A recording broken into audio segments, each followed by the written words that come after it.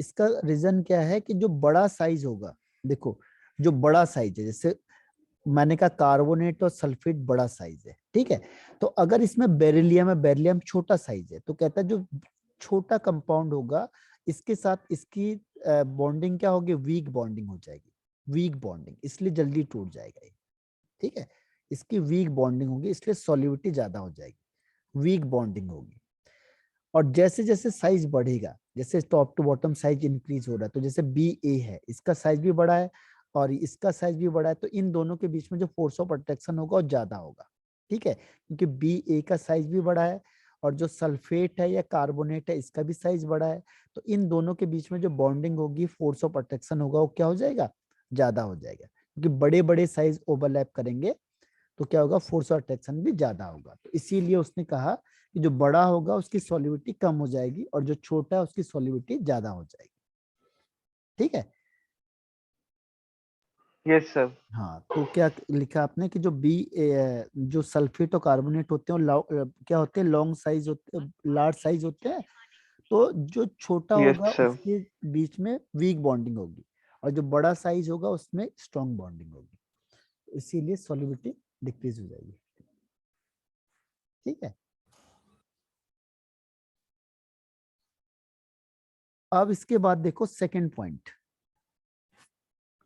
Second point is, second point में बताना अपनी thermal stability top to bottom क्या होगी, बताओ कार्बोनेट की, थर्मल स्टेबिलिटी ऑफ कार्बोनेट किसकी ज्यादा होगी, कम होगी। देखो सेकंड पॉइंट क्या लिखना है आपने, thermal stability, thermal stability, thermal stability, ठीक है, थर्मल स्टेबिलिटी। अब थर्मल स्टेबिलिटी में सपोज मैंने कहा BeCO3, दूसरा लिख दिया मैंने MgCO3, ठीक है, MgCO3, थर्ड लिख दिया मैंने इसमें CaCO3, third is CaCO3, CaCO3, fourth इसमें आ जाएगा SrCO3 और फिफ्थ इसमें आ जाएगा BaCO3। तो इनमें से बताओ सबसे ज्यादा स्टेबल कौन होगा,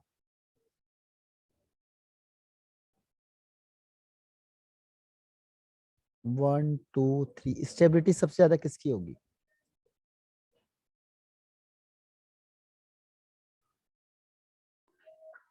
सर BaCO3 की। हाँ बी, अभी हमने कहा ना, जैसे अभी हमने कह तो दिया था कि जब से जैसे बड़ा साइज होगा तो इनके बीच में फोर्स ऑफ अट्रैक्शन ज्यादा होगा तो स्टेबिलिटी बढ़ जाएगी। तो टॉप टू बॉटम क्या होता है, स्टेबिलिटी इंक्रीज हो जाती है, thermal stability top to bottom increase होगी। रीजन वही है, सेम रीजन जो अभी मैंने आपको बताया कि जितना साइज बढ़ेगा उतना फोर्स ऑफ अट्रैक्शन ज्यादा होगा, जितना छोटा साइज होगा उतना फोर्स ऑफ अट्रैक्शन कम हो जाएगा, ठीक है। Yes sir.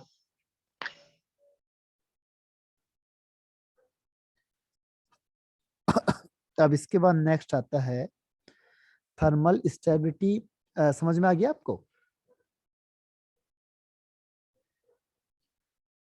अब यस नेक्स्ट, सर। हाँ नेक्स्ट पॉइंट है इसमें कि जो नाइट्रेट्स होते हैं, लिखो nitrates decompose on heating, nitrates, जो इसके नाइट्रेट्स होंगे, जैसे मैंने कहा CaNO3 का whole twice, nitrates on heating, जैसे आप इसे हीटिंग करोगे, nitrates on heating decompose to give, decompose to give metal oxide, ठीक है, metal oxide. Second is, metal oxide के बाद सेकंड आता है NO2 गैस, ठीक है, मेटल ऑक्साइड प्लस NO2, और थर्ड आता है इसमें O2, ठीक है, NO2 and O2, NO2 and O2। तो जब भी क्या करोगे आप, जो इसका नाइट्रेट लोगे और उसे हीटिंग करोगे तो आपको क्या मिलेगा, metal oxide, NO2 and CO gas मिलेगी फिक्स। आप कोई भी ले लो, जैसे मैंने Ca नहीं लिया, मैंने कहा इसकी जगह पे ले लिया आपका MgNO3 का होल ट्वाइस। अब बताओ क्या होगा इसका हीटिंग करेंगे तो, MgNO3 का होल सर ट्वाइस का, MgO। हाँ प्लस NO2 प्लस O2।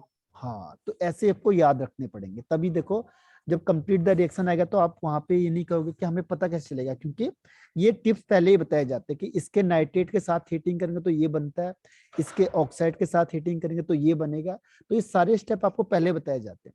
तो जैसे उसमें आएगा कंप्लीट द रिएक्शन तो आपको याद करना पड़ेगा कि अगर ये नाइट्रेट है तो इसमें ये कंपाउंड बनेगा, सल्फेट है तो ये वाला बनेगा। ठीक है, तो ये सारे स्टेप आपको अभी याद करने पड़ेंगे। ठीक, तो ये आपका MgNO3 का होल ट्वाइस होगा, तो यहाँ पे बन जाएगा मैग्नीशियम ऑक्साइड फिक्स है plus NO2 gas plus O2 gas, तो ये फिक्स है। ऐसी यस अगर सर। मैंने, हाँ ऐसी अगर मैंने इसको चेंज कर दिया, वो बोलेगा बताओ Ba का ले लिया, यहाँ पे लिखेगा BaNO3 का होल ट्वाइस, इसको हीटिंग करेंगे तो क्या होगा बताओ। इसको हीटिंग कर दिया हमने तो क्या बनेगा। सर BaO हाँ, BaO, प्लस NO2 हाँ प्लस NO2, प्लस O2। हाँ बस आपको ये याद करना पड़ेगा। अगर ये याद हो गया तो आप सारी रिएक्शंस को अपने आप लिख दोगे कि इसका आंसर ये होना चाहिए। तो ये बेसिक चीजें जो आपको भी बताई जाती है। ठीक है, तो कहता है कि कोई भी नाइट्रेट ओके होगा सर। एल्कलाइन का तो उसमें 3 चीजें बनेगी, फिक्स है।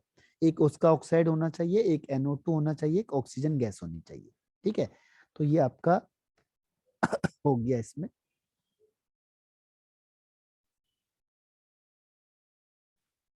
Okay sir. हाँ, अब नेक्स्ट हेडिंग आ जाएगी NMLS बिहेवियर ऑफ बेरिलियम। ये लिख लिया ना आपने। Yes sir. अब है NMLS behaviour of beryllium.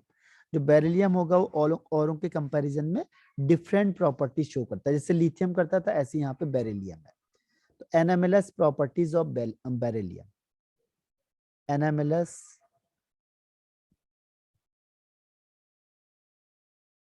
NMLS properties of beryllium.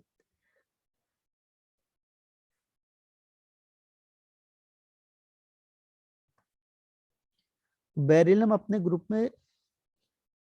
Group member से डिफरेंट प्रॉपर्टी शो करता है, क्यों। ठीक है, तो इसमें लिखो beryllium show different property, beryllium show different property because of following reason, because of following reason, because of following reason। ठीक है, कुछ रीजन की वजह से ये क्या करता है, डिफरेंट प्रॉपर्टी शो करता है। 3 ही है बस मेन। पहला इसमें exceptionally small atomic and ionic size, सबसे छोटा होता है ये, स्मॉल साइज भी कह सकते हैं हम इसे। Exceptionally small, exceptionally small, exceptionally small atomic and ionic size, atomic and ionic size। ठीक है, atomic and ionic size, जो इसका साइज होता है वो सबसे छोटा होता है, बहुत ज्यादा छोटा होता है। तो पहला रीजन यही है, क्योंकि सबसे छोटा होता है मेंबर में, इसलिए ये औरों से डिफरेंट प्रॉपर्टी शो करेगा, पहला।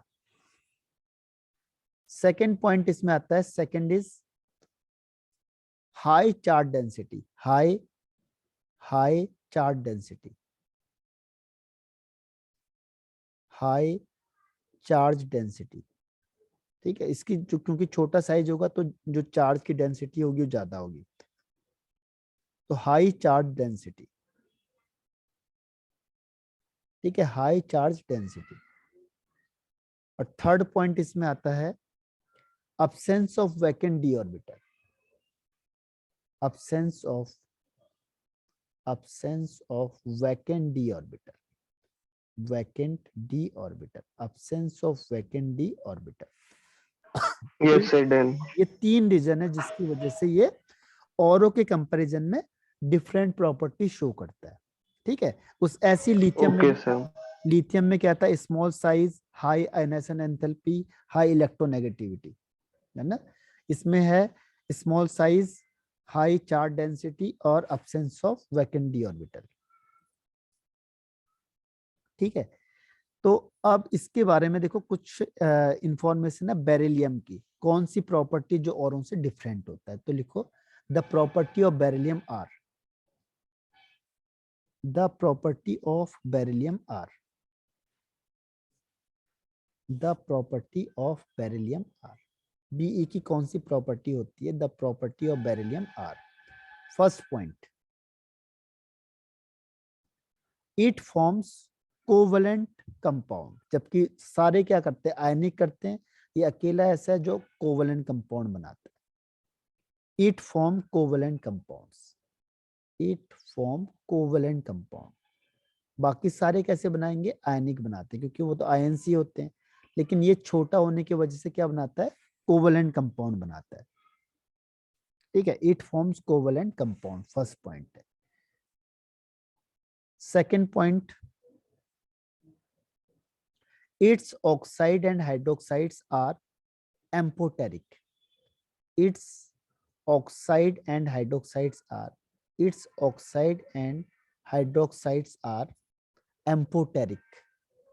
जैसे हमने स्टार्टिंग में भी बोला था, दिखाया था उसमें, एम्पोटेरिक होते हैं। तो its oxide and hydroxide are amphoteric, जबकि बाकी सब पे कैसे होते हैं? बेसिक होते हैं। ठीक, तो ये दूसरी करेक्टरिस्टिक होगी जो और। Yes, sir. तीसरा है, it's show diagonal relationship with aluminium, it's show diagonal relationship, diagonal relationship, relationship with aluminium. Aluminium के साथ ये क्या करता है? डायगोनल रिलेशनशिप को शो करता है। It show diagonal relationship with aluminium. Yes, sir.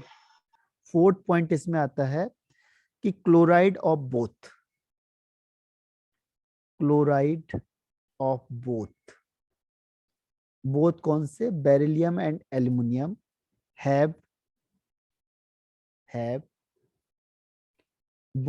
the chloride of both beryllium and aluminum have bridge chloride, bridge chloride structure in vapor state, in vapor state, in vapor state। ठीक है, chloride है, दोनों के क्या होंगे? Bridge chloride होंगे। Bridge, अब देखो मैं दिखाता हूं कैसे होता है ब्रिज क्लोराइड।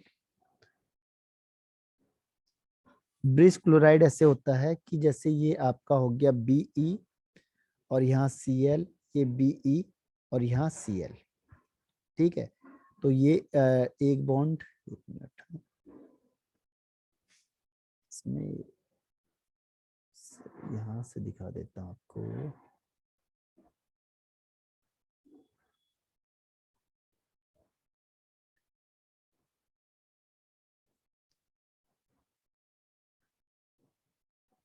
ये देखो, ये है ब्रिज वाला, कहाँ गया? ये देखो, ये ब्रिज है, ये दिख रहा होगा आपको, ये ब्रिज है। देखो ये Yes, दोनों के sir. दोनों ब्रिज करते हैं। ब्रिज का मतलब हो गया, देखो जो ये वेपर फेज होता है, इसमें जो क्लोराइड है ये ब्रिज का काम करता है। यहाँ पे देखो, ये Cl और ये Cl, ये दोनों ब्रिज का काम करेंगे। ठीक है, एक दूसरे को कनेक्ट करते हैं। इन दोनों Be को कनेक्ट करने के लिए Cl यूज होता है, तो इसे कहते हैं ब्रिज। ऐसे एल्युमिनियम के केस में भी यही होता है, क्योंकि इसका ऑक्टेट पूरा नहीं होता, तो ये क्या करते हैं? ऐसे कंबाइंड हो जाते हैं ताकि इनका ऑक्टेट पूरा हो जाए। देखो अब Al है, Al वैसे डेफिशिएंट होता है, लेकिन यहाँ पे 4 Cl लग गया, तो अब इसका ऑक्टेट पूरा हो गया। तो इसीलिए वो ऑटोमेटिकली इस तरीके से आ जाते हैं कि ऑक्टेट कंप्लीट हो जाए इसका, तो इसे कहते हैं ब्रिज क्लोराइड।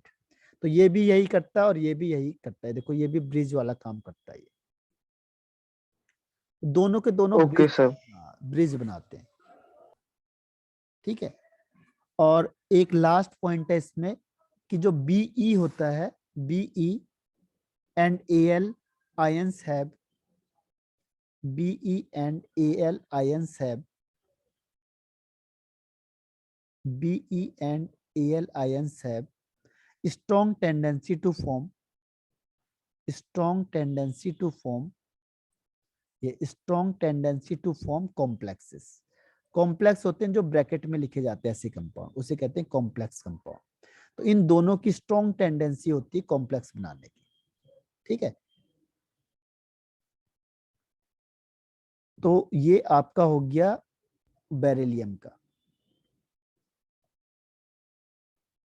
Yes sir. ठीक। अब इसमें आपके पास 2 हेडिंग बच गए, अभी है टाइम आपके पास? नो सर, अब बायो की क्लास है। अच्छा ठीक ठीक।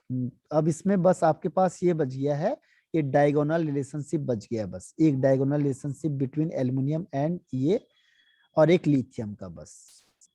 तो ये आपको मैं क्वेश्चन ओके आंसर सर। आज भेजता हूँ, आप इसे सॉल्व करना, ठीक है। Okay sir. हाँ ठीक है, ठीक है, तो आज ऑफ कर देता हूँ मैं। सर मार्च में होंगे हमारे एग्जाम्स। मार्च में होंगे ना? हाँ, तो ये आपका ये यस जनवरी सर। लास्ट तक तो आपका ये हो जाएगा खत्म, लगभग जनवरी लास्ट नहीं, फरवरी के फर्स्ट वीक तक तो हमारा कंप्लीट हो जाएगा सारा। ओके क्योंकि सर। जो ये आप पढ़ रहे हो ना, ऐसी पी ब्लॉक है सेम। पी ब्लॉक में भी जो पहला पोर्शन है ना, ऐसे ही है जैसा आपने अभी यस पढ़ा, सर। वैसे ही पी ब्लॉक का फर्स्ट पोर्शन है। Okay sir. हाँ, बस इसमें थोड़ी सी चीज अलग है, कंपाउंड वाला बस। और फिर हाइड्रोकार्बन है, तो 2 चैप्टर हमारे पास भी बचे हुए हैं बस, तो ये लगभग 1 वीक में खत्म हो जाएंगे। Okay sir. हाँ, फिर हम लोग रिवीजन ही करेंगे उसका। Yes sir. चलो ठीक है फिर है। Okay, thank you sir. ठीक है।